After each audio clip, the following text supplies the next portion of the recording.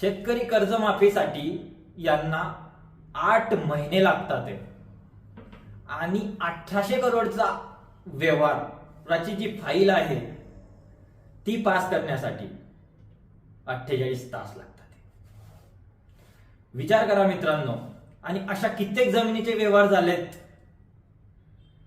काय पुढे यांच्यावर कारवाई होईल का फक्त जे काही व्यवहार आहे ते रद्द करून विषय संपवण्यात येत आहे?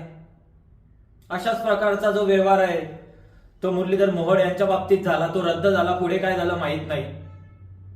पार्थ पवारांचा व्यवहार रद्द झाला, परंतु रद्द झाल्याबरोबर जे काही शासनाचा कर आहे त्यावरती जी स्टॅम्प ड्युटी आहे ती त्यांच्यावर लागणार, 1% इंटरेस्ट लागणार, जो काही व्याज आहे तो लागणार. म्हणजे काय, तुम्ही चुका करा, तुम्ही करप्शन करा, भ्रष्टाचार करा, व्यवहार करा, आणि जेव्हा हा लोकांच्या नजरेत येईल, विरोधकांच्या नजरेत येईल, माध्यमांच्या नजरेत येईल, तेव्हा आपण त्याला कॅन्सल करून टाकू. तेव्हा त्याला आपण कॅन्सल करूया.